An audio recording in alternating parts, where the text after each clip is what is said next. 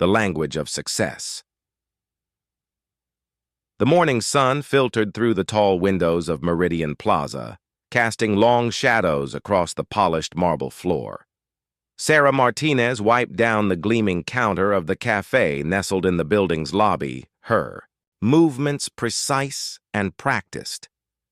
At 24, she had been working at Corner Cafe for nearly 2 years, serving coffee and pastries to the steady stream of business professionals who flowed through the building each day.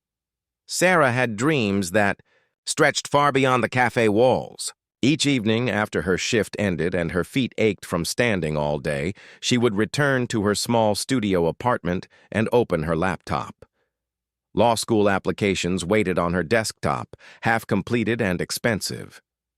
The application fees alone would cost her a month's worth of tips, and the tuition. Well, that seemed as distant as the stars. She had always been good with languages. Growing up in a bilingual household, she had learned Spanish from her grandmother's gentle lullabies and English from her father's bedtime stories. In high school, she had added French from an enthusiastic teacher who saw potential in her quick mind. College had brought Italian, picked up during a semester abroad that she had worked 3 jobs to afford. But languages, Sarah had learned, were like beautiful ornaments that no one seemed to value in the real world. The cafe buzzed with its usual morning energy. Lawyers in sharp suits discussed cases over espresso. Marketing executives typed furiously on their phones while waiting for their orders. And from the top floors came the occasional glimpse of the building's most famous resident, Marcus Chen, the 38-year-old CEO of Chen Technologies, whose company had revolutionized language learning software. Marcus was a figure of legend in the building. Stories circulated about his incredible intelligence, his demanding perfectionism, and his vast wealth.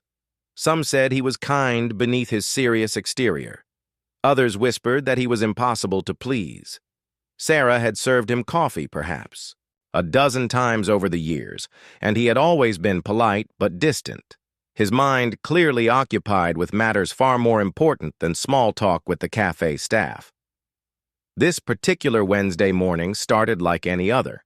The autumn air carried a crisp promise of change, and Sarah arranged the pastries in their display case with care. The first wave of customers began trickling in just after 7, and she fell into the comfortable rhythm of taking orders, making coffee, and offering warm smiles to people who rarely looked up from their phones. At 8:30, Marcus Chen appeared at the counter. He looked tired, Sarah noticed, with shadows under his dark eyes and a tension in his shoulders that spoke of long nights and difficult decisions. Behind him stood 2 other people Sarah recognized from the upper floors, his assistant, Jennifer, and another executive whose name she didn't know. "Good morning, Mr. Chen," Sarah said with a genuine smile. "The usual?" Marcus nodded, but instead of stepping aside to wait, he remained at the counter. Jennifer was holding a tablet, and they were speaking in low, urgent voices about some kind of problem. "The contract arrived from our Italian partners this morning," Jennifer was saying, her voice tight with stress. "It's entirely in Italian, and it needs to be reviewed before the board meeting at 10. Our usual translator is out sick, and the backup service says they need at least 3 hours. Marcus ran a hand through his hair, a gesture that made him seem more human, more vulnerable than his usual composed demeanor suggested. 3 hours we don't have. This deal is worth $40 million, and if we can't review these terms—" He trailed off, looking frustrated. Sarah continued preparing his coffee, but her ears had perked up at the mention of Italian. She glanced at the tablet Jennifer was holding, and even from her position behind the counter, she could make out the formal letterhead and dense text of a legal document. "What we need," Marcus said with a bitter laugh, "is a miracle. Someone who could translate this complex legal document instantly." He looked around the cafe with an expression of irony. "I'd give my entire salary to whoever could translate this perfectly right now." The words hung in the air, and Sarah felt her heart skip a beat. She finished preparing Marcus's coffee with trembling hands, her mind racing. The document on the tablet was clearly visible now, and she could read the Italian text perfectly. More than that, she could see it was a fairly standard technology partnership agreement, the kind she had studied in her business law classes. Sarah took a deep breath, feeling as if she were standing at the edge of a cliff.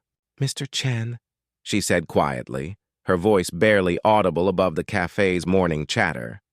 Marcus looked at her with mild surprise, as if he had forgotten she was there. "I can translate that document for you," Sarah continued, her voice growing stronger. "Right now." The conversation between Marcus and Jennifer stopped abruptly.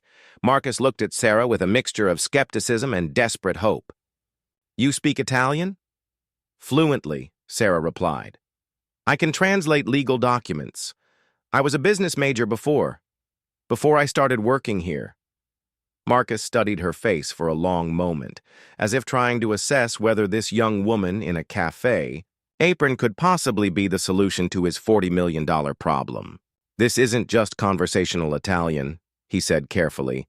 "This is complex legal terminology, partnership agreements, intellectual property clauses."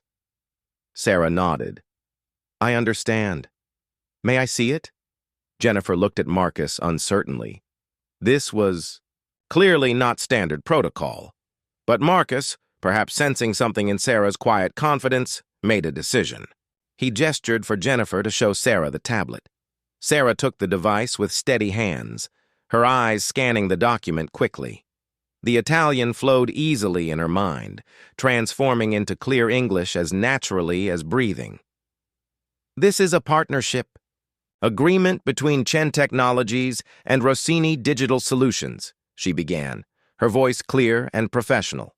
"Article 1 establishes the scope of the partnership for developing multilingual educational platforms in the European market." She continued reading, translating smoothly and accurately, explaining complex clauses about intellectual property rights, revenue sharing, and termination conditions.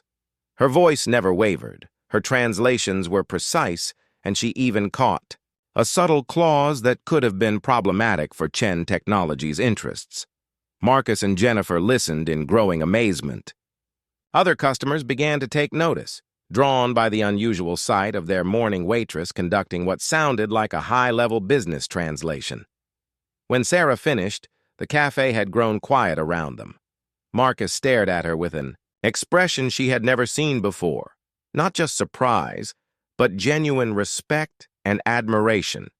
"That was," he began, then stopped, shaking his head in wonder. "That was perfect.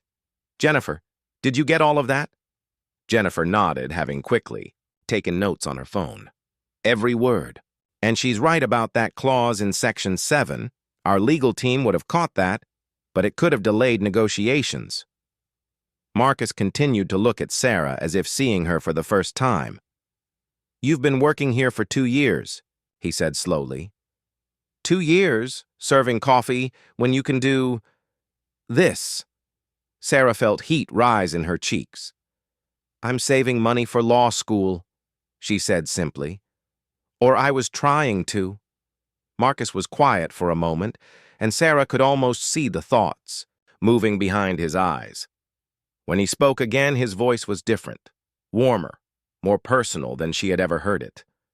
"You know," he said, "I meant what I said about giving my salary to whoever could translate that document." He paused, a small smile playing at the corners of his mouth. "But I think I have a better idea." 2 months later, Sarah sat in a corner, office on the 15th floor of Meridian Plaza, reviewing contracts for Chen Technologies' international partnerships. Her law school tuition was fully paid, courtesy of the company's executive education program. Her salary was more than she had ever imagined earning, and her work, translating, interpreting, helping bridge language barriers for global business deals, felt like purpose rather than just a job. Sometimes during her coffee breaks, she would look down at the cafe in the lobby and remember the moment that had changed everything. The moment when she had chosen to speak up, to take a chance, to believe that her hidden talents might actually matter. Marcus had been right about one thing. Sometimes what we need most is right in front of us, waiting for someone to notice, waiting for the right moment to shine. And sometimes, the most extraordinary opportunities come disguised as ordinary Wednesday mornings, in the space between a question and the courage to answer it.